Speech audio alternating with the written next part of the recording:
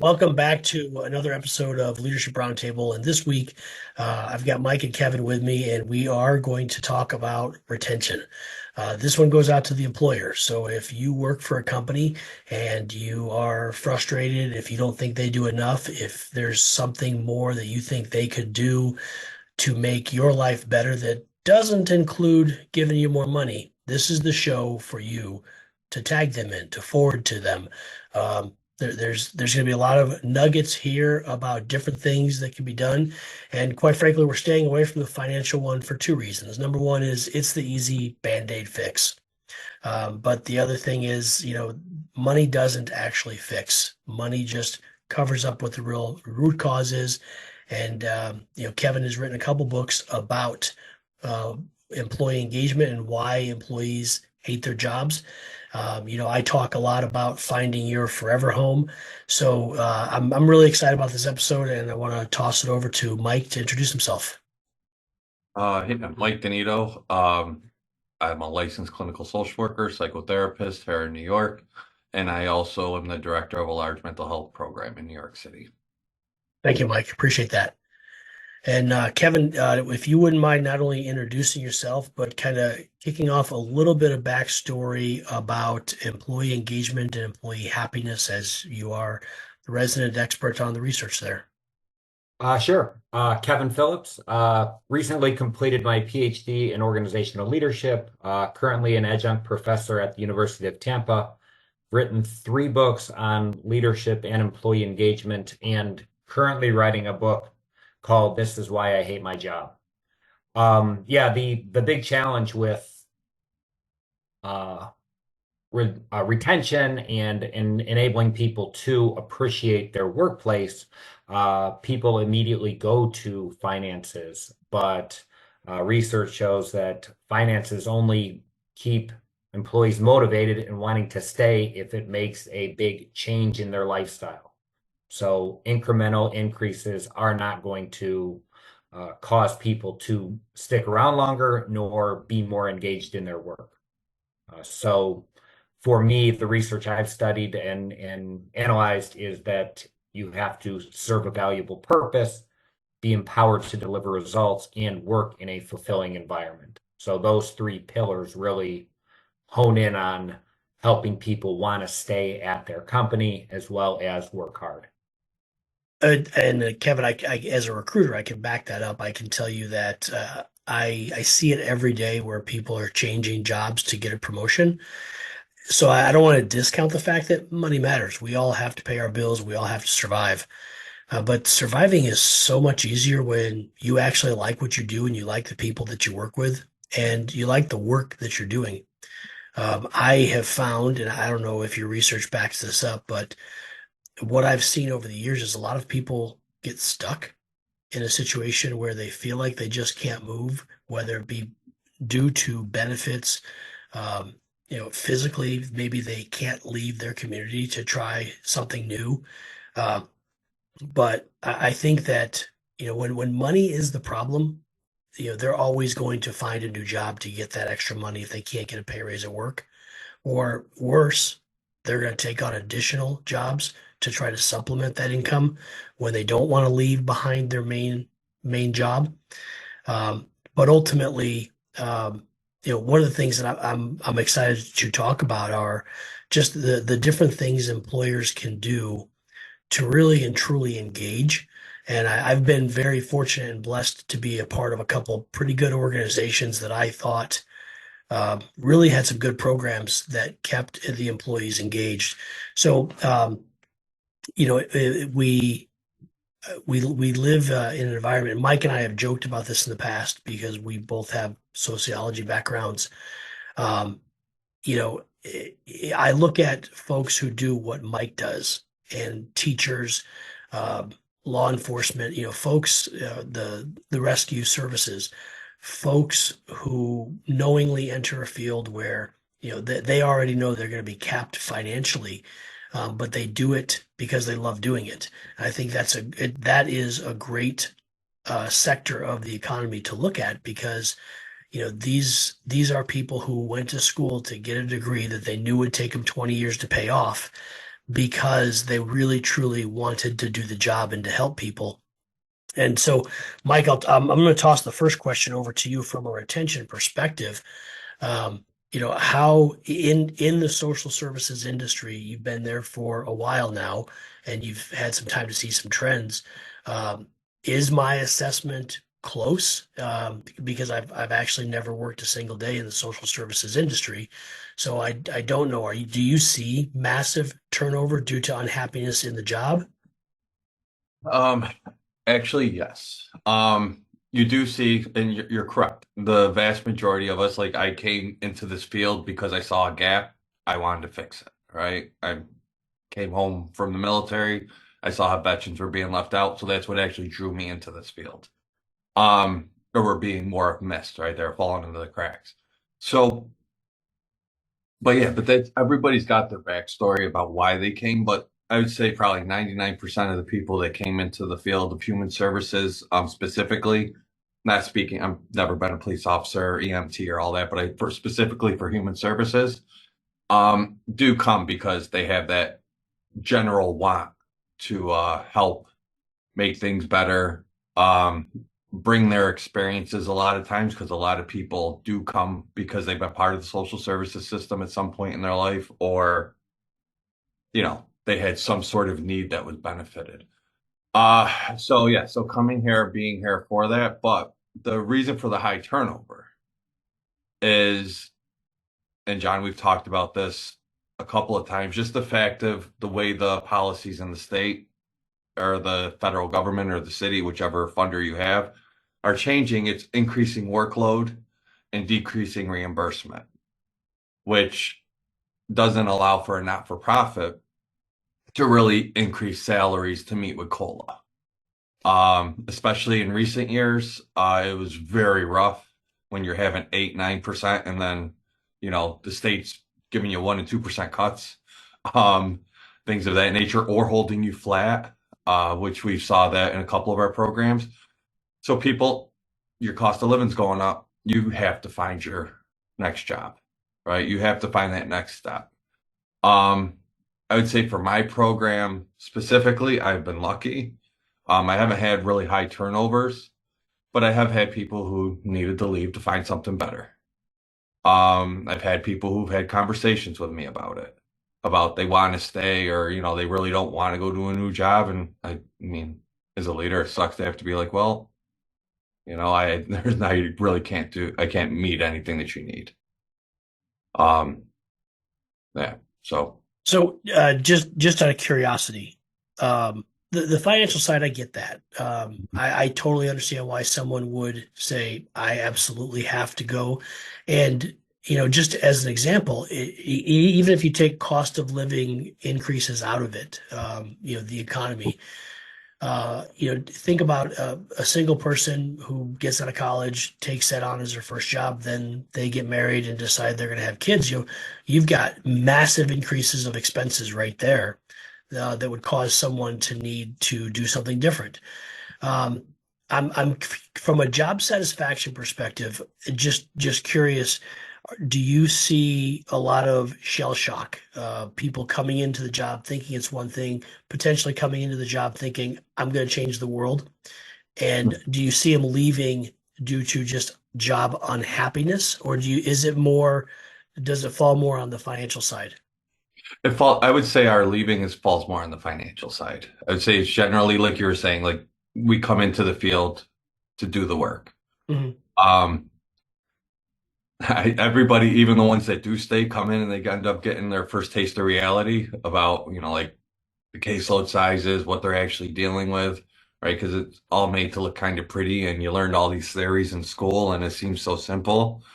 And then you start adding the individuals into it, and then the little individual characteristics. But yeah, I would say everybody gets shell shocked. I got shell shocked many times in many different positions where I thought it was something else. But I would say, oh no, I don't think the retention issues are ever around motivation or burnout or anything like that. We do see people take breaks because of burnout, and that's why we have like FMLA and stuff of that nature. And Mhm. if somebody comes to me and they're telling me that they're feeling burnt out, we try to work with them to keep them. give them Okay. that amount of time to go take a break, take a month of FMLA or something, and then come back. Okay. So, Kevin, from your side of it on the studies, and I also know that you're the you teach as well. What are you seeing from the on the retention subject in the studies that you have reviewed for your books? I'm curious to know, and I think you've hit several different industries in your studies. Um, when it comes down to the overall shock and awe factor when somebody gets into a field, and I think this is really focusing on the younger crowd, and not necessarily some of the stuff we'll get into later with more mature employees, but what are you seeing along that lines of folks who are jumping ship after the first couple years of employment? Sure. I think Mike kind of hit the nail on the head in that that shell shock. We talk about culture a lot as a whole with retention, but people think it's having an event, passing out food, letting people go home an hour early or have the afternoon off on a Friday. In reality, it's much more to that. So if you're overwhelmed with work, that's a miss in culture. And so kind of being inundated with excess responsibilities, it doesn't enable people to be successful, nor do they want to stay within their job. They're looking for something else because that culture is broken. They're not fulfilled the way they should be. Another area that Mike touched on as well is resources, and having the right resources to be successful as a whole. If you're not financially viable, yeah, you're going to have to find something new. But also, if you don't have the resources to do your job, if I give you a spoon to dig a ditch in the backyard, you're not going to be successful. And so, new employees, especially, they want the best IT system that they can work without issue. They want to have the right number of employees to do the job. They are looking for the right resources, whatever they may be, to be successful, to actually fulfill their responsibilities. And if they don't have that, they're going to leave. Yeah, that to me, I'm glad you said that because that was one of the things I was going to drill into. There's a meme floating around that says, it's a picture of, pizza or donuts. There's a couple different versions of it where, and it's bashing the employer. It's saying, hey, the culture sucks here, but here's some pizza, or the pay sucks here, but here's some pizza. But that's not what you said is addressing the real issue of, and we've talked about this in the past where from a variety of perspectives, it can be having access to information. It can be really understanding the why of the mission.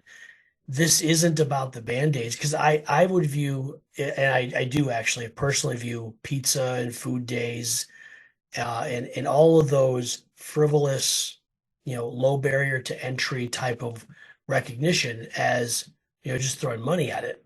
It's not solving the root cause. And you can have a super stressful job, and like in my opinion, Mike, I think that what you do is super stressful. There for me, the ideal role is I have a broken widget. How do I fix this broken widget? That's easy. But when you're dealing with people, whether it be mental health, actual physical health, I think the childcare industry is tough. Teaching, in my opinion, is one of the hardest jobs in the world, one of the most thankless jobs in the world. I would put teaching right up there with police and fire and rescue as people who go into it with the best hope in mind of what they're going to do, and it really is mind over matter. So I'm glad you brought up the culture side of it, Kevin, because that's where I think the nuts and bolts of this show are going to help people is focusing on some of that stuff. So just out of curiosity, Kevin, I'll throw it back at you.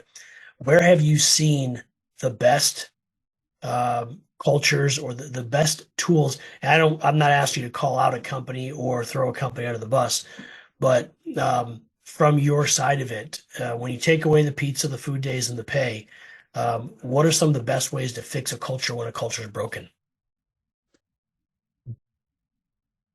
For me, it is, and this comes from the employee as well as the organization, but it's focusing on the mission. What are you serving, or why is your job valuable? And it reminds me of a story. One of my business professors, when I was getting my MBA, she talked about how she worked with a hospital and everyone was focused on helping the hospital help cancer patients. And it was extraordinary to see how everyone came together to work hard. And they interviewed the highest doctor all the way to the people that were cleaning the floors. And they interviewed this one janitor, and she talked about how her responsibility was to help patients and their families be positive during what she said the worst time in their lives. She said these people are coming in and either they or their family member has cancer, and I'm cleaning the floors. If I don't have a good attitude, they're going to be feeling even worse. But if I come in and I have a positive attitude and I'm lifting others up, there is power in that. And if I can make a difference in those people's lives, I'm doing my job and I'm helping them fight against this disease. And it was such a powerful example of everyone coming together to be a source of energy as well as health and help, that it really transformed the way everyone worked, which was wonderful. Yeah, I see Mike, but I love that. I don't know, I'll come back to that after Mike goes. Oh no, I was just gonna add to that because that is seriously part of the culture. We call it in my field person-centered care or strengths perspective. So we don't speak in negatives, right? So you speak about the positives. Mhm. I'll try to use the example of the cancer patient just to stay with it. But if you have a client who's a cancer patient, everything is client focused, right? Or person focused, the individual focused. Everything goes back to the patient. Talking about what the positives are. Oh, you got a great doctor or a great system here. Oh, like having those conversations, not saying, oh, this is going to suck that you're in chemo. It's going to hurt. Like, oh, there's a good success rate. There's this. Because it's that mind over matter thing, as you had said, with like police and firefighters, right? It's everything is mind over matter. If you have a positive spirit and you believe you're going to overcome it, you're going to overcome it. A lot of times what we do with our members, because our members have been in the system for godly amounts of years. We have people who are in their 60s and have been in the system since they were in their teens. So they've only seen where the system can fail them. And I speak with my staff around it regularly because we can't do it for them. We can only help them to do it. Whatever it is that they got to do, getting benefits, getting set up for some sort of assessment, whatever it is. I'm going to be with you and we're going to do this together. Let's, like, what is it that you could say positively to these members to help them to feel more hope, more hope, just feel that there's obviously a pathway to success. But yeah, I love that. Kevin, that was an awesome example.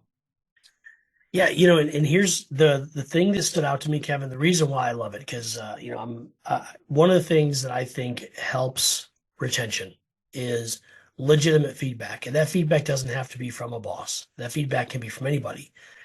It could be two coworkers talking to each other about how things went, and that feedback could be something simple as, "Hey, you did this thing, and I thought it could be better if you tried this," or, "Hey, you did this, and I did it better when I tried this other thing," or, "You did great. Here's specifically what you did great at." But the interesting thing about what you shared was it was the individual attitude of the person doing the job that made the difference. And this is where I think a lot of employees get it twisted, and specifically in the United States. And the one thing LinkedIn has taught me over the last couple of years, 2 to 3 years, was that Americans are spoiled when it comes to their employment situation.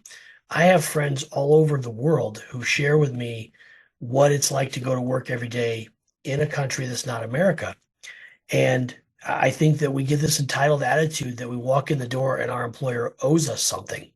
And, one of the things that I've tried to remember through my entire career is my employer owes me a paycheck if I do the job to their standard. That's it. The rest of it's on me. And when, there are very few instances where a crappy culture can be tied directly back to the leader of the organization. I think that there's a lot of times where a crappy culture boils down to the people that you're doing the job with every day and whether or not they're choosing to come in with the right attitude. Um, and as you were talking, Kevin, I'm thinking to myself, there are certain jobs I know I can't do. I can't do what Mike does. I have a hard time when people are struggling. I can't see that every day and be happy.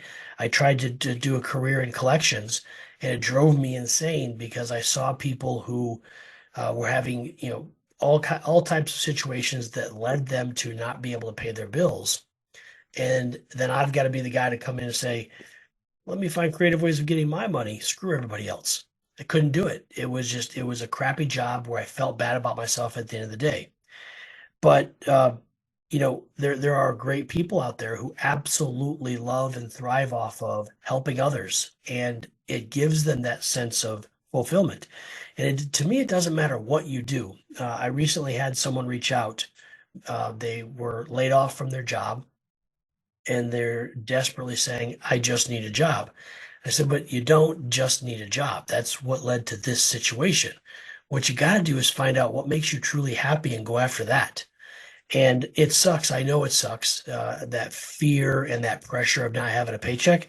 But I think that from an employee's perspective, no matter where you fit in the organization, not talking about the owner of the organization, but I am talking about a CEO. If that CEO is an employee of the company, you've got to do something you like to do. It's got to be something that fulfills you, that you get up and you're looking forward to doing it. And then, something that adds value to your happiness. Kevin, it reminds me of the story that you and I shared in a previous episode where, I said to you, at this point, I don't remember exactly how it came up, but the example of having a family member who worked in the sanitation business. And, a lot of people look at that job and say, oh, God, that's a job for a low entry person. And this is a guy who did it his entire life, retired from it, and was happy. He liked it. And, it was interesting because, Kevin, your point to that was that he had a job where he knew what he was supposed to do, and he knew that doing what he was supposed to do helped other people or it served a purpose. And I think that to me, that's the interesting part about when people choose careers or they choose a job. I think too many people today are just taking a job for a paycheck, and they're not taking a job because it's going to fulfill them. Now, as a recruiter, I love the person who takes the job just for the paycheck because usually within 2 to 3 years, they're going to be looking for a new job, and that's good business for me. But at the same time, from a retention perspective, I do believe there's some burden on the employer, and I think the employer has to encourage a positive attitude. And I've been blessed. There was a company I worked for in Omaha that really focused hard on the family. They focused hard on the employee and the wholeness of the employee, to the point that they instituted several programs. Instead of writing a check to charity every year, what they did is they instituted a program that said every employee is going to get a certain amount of hours based on how many years you've worked here to go do something for the community. Go build a house with Habitat. Go volunteer at your kid's school. And they actually built it into the benefits program where you can go off and do this for 8 hours and get paid for it. And as a company, they donated. They were donating that money instead of writing a check. But it was phenomenal because it became an actual program. It actually created other jobs down the road because someone had to manage the program. And they've taken it now to the point where they have customized shirts that they wear that broadcast the fact that we are a preferred employer in this community because we have these awesome benefits. So if you want to give back to your community, if you want to be an active member of, whatever your thing is, we might be the right company for you. And I think in turn, what they get is they get a whole bunch of people pounding on the door saying, hey, I want to be a part of that because I think that's cool. Anyway, so sorry about the soapbox there. No, that that reminds me. There's a student in one of my classes 2 weeks ago who found a job. She was searching for a job and recruiting. She found a company that she was passionate about because they were heavily involved with the Humane Society. And so being an advocate for and adopting a handful of pets from the local Humane Society, she gravitated toward that company and is now interviewing for a position in that firm. And it was solely based on her connection to the volunteer org that the company is as well. And so it was, for me, it was eye-opening because I would have never gone down that path. But for her, it made total sense to jump on board. Yeah. Yeah, that's yeah, and I think that comes down to doing your research and instead of looking for a job that's going to pay your bills, looking for a career, looking for a company that you can align yourself to that's going to match your values. Again, putting the burden back on the individual. So yeah, I think from a mental health perspective, I think that there's, Mike, we talked earlier about taking the break. Mike, it's always, and, I've taken some heat over my opinion on this matter a few times, and my opinion on the matter still hasn't changed, even though people have aggressively shared why they think I'm wrong. But I just have a firm belief that if you're being taxed mentally every day by, I mentioned earlier the bad boss. If you got a bad owner of the company who's toxic, or the leader of the company is toxic, and they're firmly in charge, whether the board likes what they're doing, or they own the company, or they, for whatever reason, they're not going anywhere. I've told people, then you got to find a new place. And I know that that's hard because sometimes you got to start over from a loyalty perspective with a company. Your seniority starts over, but Mike, just from a mental health perspective, what advice do you have for that person? Because I know sometimes I look at it short-sightedly and just say sometimes you just got to quit and go be happy. I mean, so I overall agree with you as long as you've taken those steps to try to correct it within, because yeah, there is that sense of loyalty. Like when I join an organization, I've read the mission statement. I believe in the work. Done my research on what work they're doing, their impact, right? And then their brand. So I've already done all the work to want to be there. If I didn't understand the culture, I'm gonna want to fix because I want to align with this organization. And then if there's been leadership changes, I've been in organizations that were running amazingly, and then the leadership changes, new CEO, and here comes the toxic environment. But so I've been in those places, and yes, if it's unfixable, it's unmanageable, and you have the opportunity to go financially, and you're not going to take a huge pay cut, right? You're still going to be able to support your family. I say do it. You don't need to be there because if everybody stays, the organization's never gonna change. If they weren't willing to change from you talking to them, they're not going to be willing to change with you sitting there being quiet. So, and it was last week we were talking about viewing the organization as a living entity, right? Or a living organism. If so one part of it's not working, everybody starts leaving, either the organization is going to be forced to change or they're going to end up dying. Um, so yeah, so I mean, your mental health is more important, especially in our field. The mental health is way more important than the services being provided, right? Because the consumer, being the patient, is not going to want to be and it's at least in New York, right? It's there's so many organizations in New York City that are not for profits and provide similar services.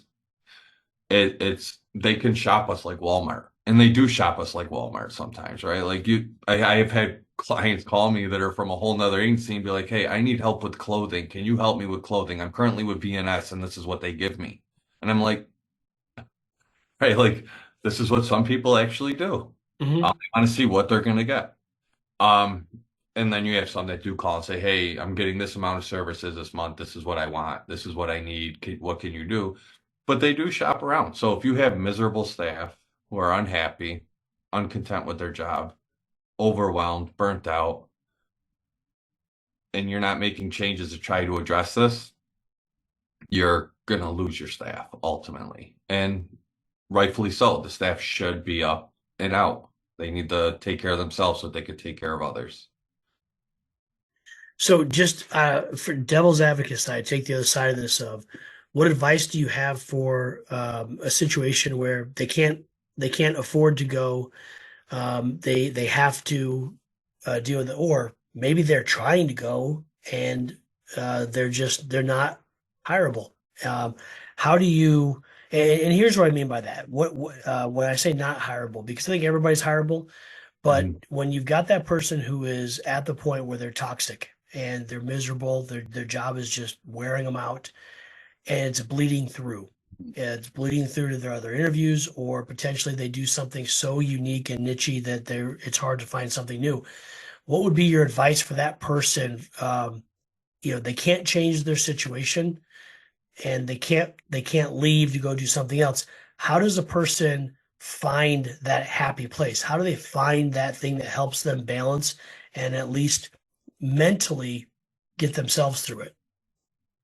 So I'm sorry. I thought when you asked, I thought you were saying like the environment was toxic, not the individual. So it's kind Both. Yeah. of, What if it's both? Yeah. I'm um, playing devil's I advocate, just mean, kind of throwing stuff at you. so going with it being so the staff's burnt out. I mean, Mhm.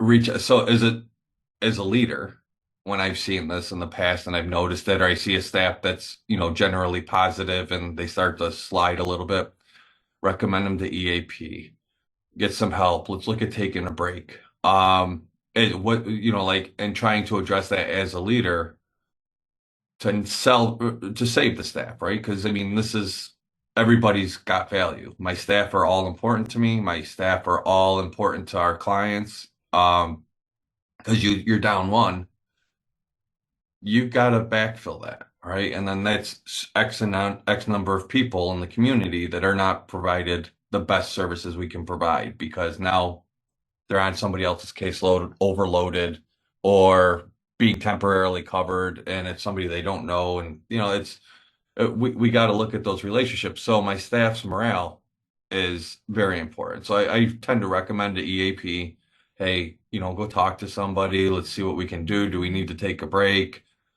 Maybe it's not. I mean, I've had staff be like, yeah, I need a break, but I can't take 3 weeks, right? I can't take a month. Okay, so can we do Mondays and Fridays? Take like 4-day weekends. I'll authorize it in vacation time. Right, but to try to work with them to find ways for them to get that break. Because a lot of times I'd say probably 9.5 times out of 10, those breaks and the fact that I stepped in as the director or as whatever role I'm in at that point, or even their supervisor stepping in to say, hey, I see you're struggling. Um, and then we have had it has a great impact. But I mean, we have had some people that were just toxic. Mhm. And I mean, I pretty much I try to practice with transparency and then I walk them out the door. Um, because if you're that toxic and you're not willing to leave, I have no need for you because you're going to harm the client. You're going to harm, not intentionally, like hopefully not go out and like physically harm them, but you're going to cause secondary harm to the client. You're going to cause secondary harm to the morale of the program. And I can't have that. I gotta make sure that my program's good and my clients are being served. Yeah. So as a leader, I would try to salvage. If I can't salvage, I try to walk them out. Okay. So Kevin, I'll pop the same question over to you because, and thank you, Mike, for calling out the fact that my question wasn't so crystal clear and transparent. But so Kevin, you've got a situation where you have either a toxic work environment wearing down the staff member, or you've got a toxic staff member wearing down the environment. What is your advice on moving forward from an academic perspective? Being that you've got access to all these studies, where I'm sure, am I making this up, or does this actually exist? No, it absolutely does. And when Mike was talking, it reminded me of a story earlier in my career, about 10 years ago. But I was working with the state of Massachusetts, and it was torrential rain, flooding everywhere, where it just wouldn't stop. The heavens opened up and it just rained for 2 straight weeks. And so we were a response organization, and so we were working 12-hour days, 7 days a week, just on and on and on. And this was back when President Obama was in office, and he actually was in the state at the time. And so he wanted to come and thank everyone for all the hard work and overtime and endless amount of days that were just, it was painful. It was rough. And we had one employee, he ended up being sick. And so he took 2 days off. He couldn't come in. And so he was scheduled to miss that Monday. He found out President Obama was coming into work. Suddenly, he miraculously showed up, healthy as a horse, ready to take on the day, dressed in a full suit, and even pushed someone out of the way to shake the president's hand. He did not prioritize work. He was toxic because it was always all about him. It was never about anyone else. And this is just an example of his selfishness, but everyone that was around this person always felt exhausted and destroyed because he never prioritized work. It was always focused on, what can I do? How can I get the best of this situation? And he was kind of the embodiment of what you don't want, that culture that's going to drag you down. And it was such a polarizing moment, because you could see how he never focused, and it was only about, what can I gain out of this situation? And so in every environment, every time, it was always a loss of productivity and almost a letdown of, I have to work with this person. This is not going to be pleasant.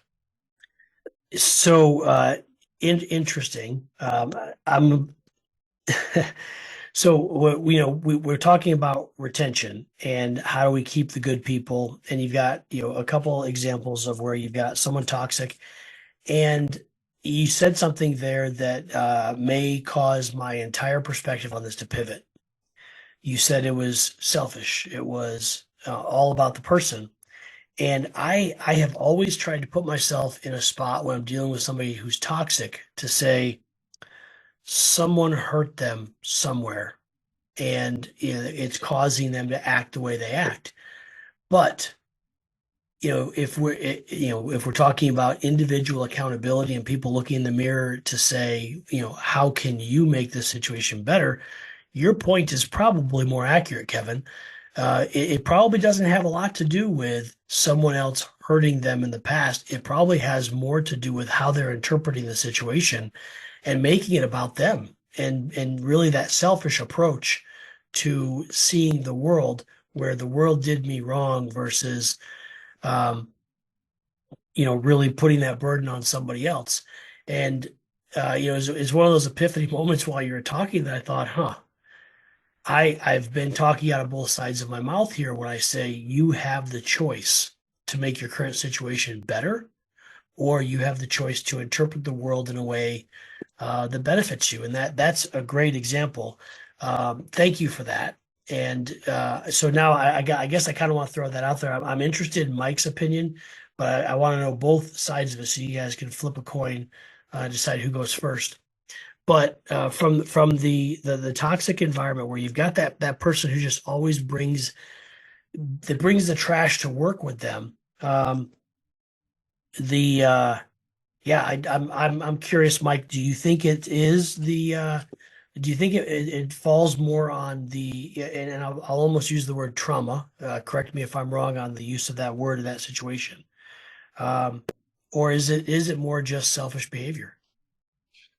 Um, so I mean, it could actually be both. I mean, because trauma is defined by the individual. So, stubbing your toe could be traumatizing. So anything. Um, I've never had a case so clear cut as selfishness and self-focused and egocentric is what Kevin Kevin listed out. And that somebody was out sick and showed up magically healthy, there would be a lot of investigation going on before they got to shake hands with Obama. I'd be like, huh, why'd you doing here? Didn't you bang out for 5 days with a doctor's note? And now you're perfectly healthy. But I mean, I've had people come into that have worked for me that were just so, I guess, John, I'll say traumatized, to go with your stuff that it drove the selfishness. Everything was about them. It was about their self-preservation, um, their need for everything to go their way type of thing. Um, and would bring it up regularly, in program meetings and like just any large open forum, right? And that's where this was early when I became, I think I was still a supervisor in this field, right? For my first supervisory role, we had somebody who was just it was like every time she opened her mouth, the staff started telling her in program meetings, stop being a martyr. Hmm. Like it was just so toxic. And it fed her because even her peers said, look, you're ruining it for everybody. The more she felt validated to ruin it for everybody. Yeah. So you would have that egocentric self-fulfilling portion of it.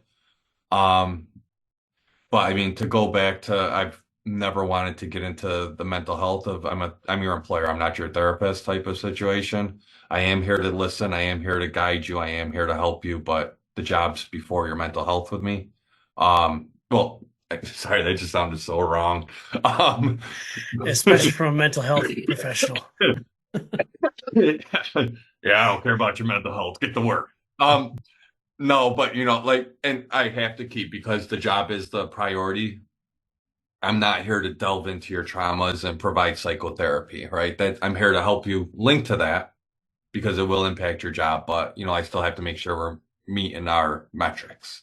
And we're doing what we're paid to do so that we can all be well. That's what I mean by it. But yeah, so I can't really dig too much into that. I mean, I can speak from a little bit of personal of yes, I have come from horrible employers and I have brought that into a new employer, past traumas. And I have been lucky that when I got to the new employer, my voice was heard, I guess I would say, because I was able to discuss, hey, this is what I'm feeling. I know it's coming from the past.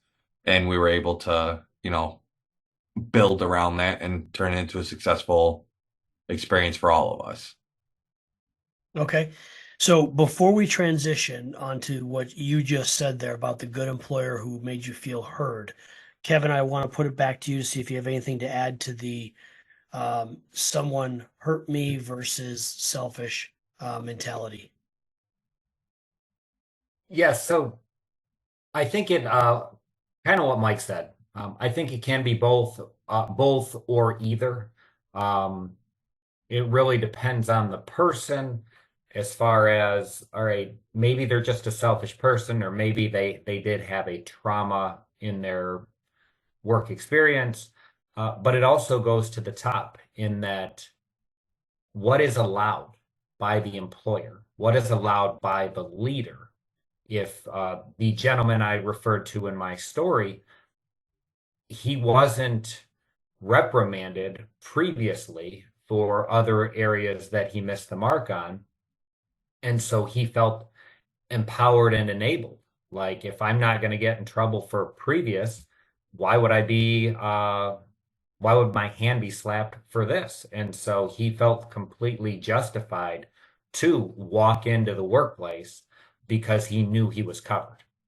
And in reality, that was that experience, as well as interacting with him as a whole, made my decision to leave that organization that much easier, because he was not accountable for his actions. And whenever I would try to hold him to account, the senior leadership would push back. So I think it really, I mean, we're all human. What can I get away with, John? How can I do what's best for me? And this gentleman, he had it made. And that really reflected on his performance as well as the performance around him. Okay. So I agree with what you said, and I think that's a natural transition. So now, we're here talking about retention, and Mike mentioned when, he joined an employer and felt heard.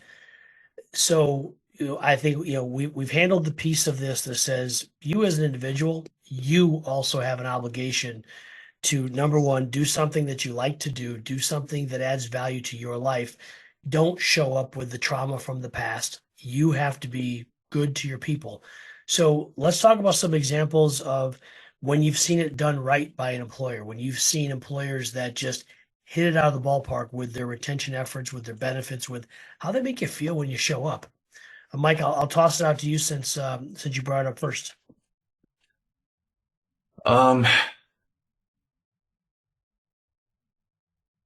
So I mean, it feels great. I mean, like I said, I'll go back to using that employer, since that was one of the first experiences where, and like I said, I was coming from a horrible toxic environment into this new environment. It was pretty much, I felt heard, and I saw some attempts at results, right? Not everything's, because they can't change. It's not like, oh, this is Mike DeNito's program, we're gonna change everything about it. But I saw that there were attempts, right? And just the fact that there were attempts made me feel, okay, I'm welcome. This is what they're looking for. They're trying to make it better. And it didn't get better. I mean, well, it didn't get magically better to be some amazing program, but they were good. I saw that they were trying. I saw that they cared. So it made things a lot better. Some of the things were like, team building stuff. So like going out and getting lunch together on Fridays cost nothing, except we were all going to get lunch anyways. It's just we planned that as a team we were going to go get lunch together. And as we talked about before, like that level of transparency, or of, like that slip behind the curtain, right? That look at the personal life. So we would have conversations about like our kids or whatever it was at these lunches. It wasn't a conversation at lunch of, oh, okay, we got to see this many clients, or we got to get our notes in, we got to do this. No, it was, hey, what's going on? Here's who you are. So I knew who the director was, the supervisor was. We had a little bit of a glimpse, and now within a professional context, right? You're not going to go and start talking about like nights out drinking or something like that. But, like just discussing past history, cost us nothing. And it was so empowering, and I felt so much more connected. Felt like I understood everybody so much more, and it made me feel part of a team. So I wanted to stay, and actually leaving there to go become a supervisor in another program was hard because I was so connected to the team. Yeah. So everything that you've just talked about is, I was going to eat lunch anyway. We just sat down and ate lunch together. It's building those relationships. So, and that is, I've seen attempts at that done wrong, but I've seen so many attempts at it done right. I joined an organization one time, and what turned out to be a sign of how toxic they actually were. Every time I asked for something in the first 30 days, the answer was whatever it takes to keep you happy. And I thought, that's odd. Why would you respond that way? And it turns out later on it was because there were at their root cause, they were not happy people. And so, but I think there's a lot of examples where it's done right. There's a whole bunch that are shared in the media of employers that really just take care of their people and make it a welcoming environment. And we were just talking about this on Thursday. We had a company-wide meeting, and one of the folks that you sit at several tables throughout this, as we all get to know each other. One of the people shared just how, when he walked into the office, myself and a coworker immediately stood up, stopped what we were doing, introduced ourselves, asked about him, and he goes, that just made me feel like I was home. And he's like, I wanted to thank you. And I said, well, I appreciate that, but it wasn't me. I said, that's just our way. On my first day, every single person in the building stopped what they were doing to come and shake my hand and welcome me to the team. Those who weren't in the building either called or emailed to say, hey, welcome to the team. Glad to have you. And I think it is just those little things. I think we forget what it's like to be a new person. And we get into the grind of doing the actual job. So it's interesting that when you stopped to think about it, the words that came first were, it felt great. And it's amazing because, and this is something I actually said to somebody recently. I don't ever want to be the life of the party. And I know it seems crazy because I host a YouTube channel, but I don't want to be remembered as John Doolin. I would be thrilled if someone would say, what was that guy's name? That guy who did that thing that made me feel that way? And it goes back to what I think Maya Angelou said.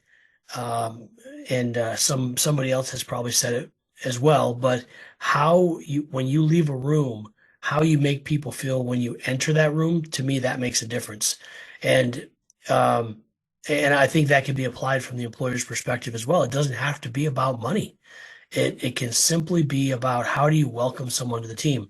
So, Kevin, just curious, where are some examples where you've seen it done right, where you've seen organizations, and maybe just some helpful suggestions for employers out there who might be watching? And by employer, I don't necessarily mean if you own the company. You could be in human resources. You could be a manager who has authority. Kevin, what are some of where have you seen some really cool things, and how would you advise somebody to go about implementing them? Well, I think where we miss the mark a lot of times is what do I want? As the leader or as the manager, what would I appreciate? When in reality, we need to turn the telescope around. What do they want is the question we need to ask, because everyone's in a different life stage. Everyone has different passions and focuses and interests. So being flexible to their needs and desires is the key point. So I'm reminded of a friend in the past, and his employer would let him go to pick up his daughter from school at 3:00 so he could spend 3 to 5 with her, which are typically work hours. But then he would complete his day from 9 to 11 p.m. after his daughter went to bed, because his schedule was different than his boss's schedule. And so his boss was, well, just work from start at 8, end at 5, done.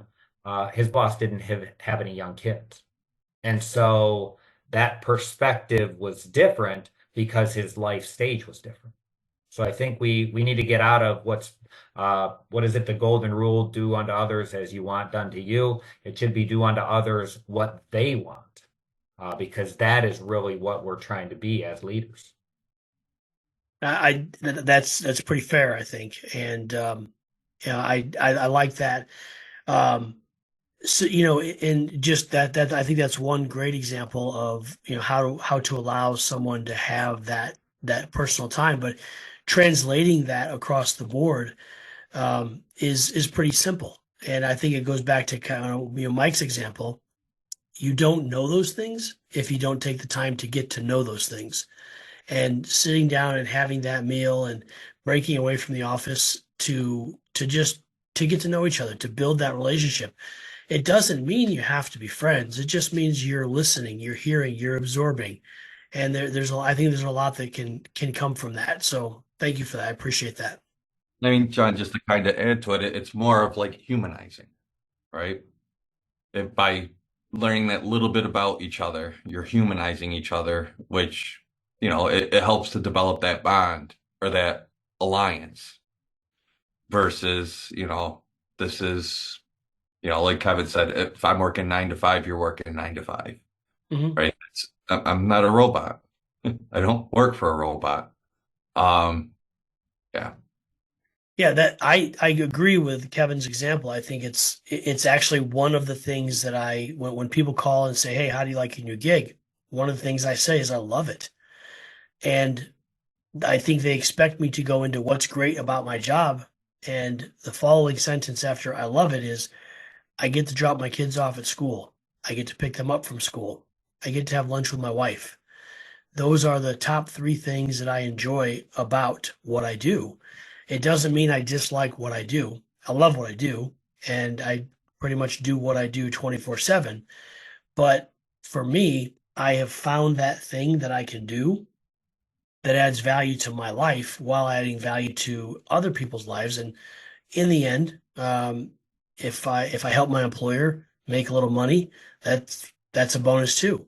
But yeah, for me, those are some pretty cool non-negotiables that I get to spend time with my kids. So yeah. So as we come up on the hour here, I want to put that out there to say, Mike, if you were talking to the person who's listening to this today, feeling frustrated, feeling disgruntled, feeling like I got to find something else, do you have anything else you want to add to this, or potentially, since we're talking about retention, any advice to employers on how to keep the best people? Um, I'll start with employers because that's a little easier. For employers, it's the common thread is making people feel valued. That could be things as simple as transparency, being transparent to how the mission is driven, or driving the program, the goals of the program, um, census building, civil engagement. So from the bottom up, so hearing what the people at the bottom are saying that they want, they need, and even if you can't meet it, being transparent about why it can't be met, but still allowing them to feel heard. I would say those are probably the two biggest ways for retention and developing a good workplace culture. Um, oh, and just to add, with the civil engagement, it's not just, oh, we can't do that, but explaining it and then showing action on what you can do or any efforts that can be changed. It may need to be highlighted sometimes that was a change that came from that, but yes, it's the easiest ways to make somebody feel valued and develop a great organizational culture where people want to be part of it. All right. For people going, or for people who feel it's time to go, do your research, make sure that the new place, missions and goals all align with what your core values are. And do your best to search for the culture. Know the culture you're coming into. If you know somebody there, you see some other people there, or there's other people within that organization, speak with them. It doesn't hurt.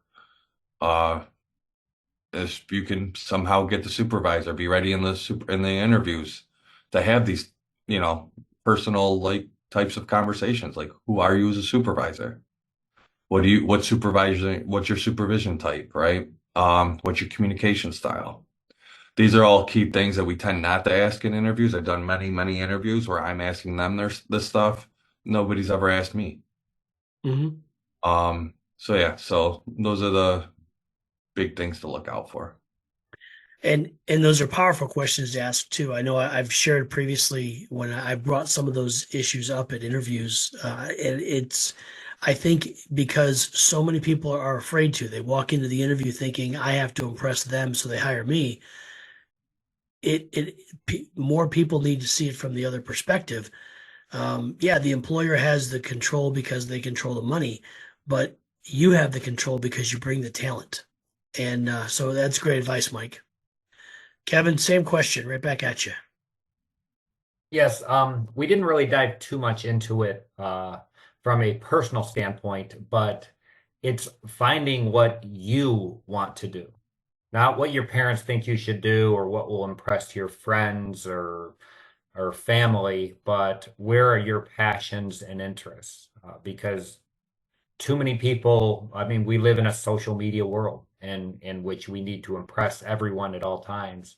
And people take jobs that are ultimately unfulfilling simply because it'll look good on social media, or mom and dad will think they're great because they are going down this path. That's going to lead to burnout, and that's going to lead to a life unfulfilled. So in that regard, from a personal perspective, it really is centering on doing what you're interested in and what you're passionate about and where you want to, where you find fulfillment. Um, from an employer perspective, focusing on the mission, it's always going to be the mission, but you need to focus on the people as well. And so, what does each individual employee want? Where do they fit into the grand scheme? What is their purpose in the organization? Those are all things you need to learn about and need to dive into so that employees will want to stay with your organization. And those are critical elements. Yeah, again, I absolutely agree with that as well, and I love the fact that you focused on you got to figure out what you want to do, because ultimately I do think too many people, they always ask you when you're young, what do you want to be when you grow up? And too many people focus on what they think other people want them to be. What are you laughing at, Mike? I still didn't meet my goal to become a pirate. So Kevin, we need to talk about life-changing events because, you know, we need to be danger down in Tampa Bay. So There's still time, Mike. There's still time. you're already positioned to help me get into the pirate game down in the Bay. I know a guy. Yeah. So Next podcast. Hi, I'm Mike Donito. I'm a matey on the pirate ship. get you an eye patch.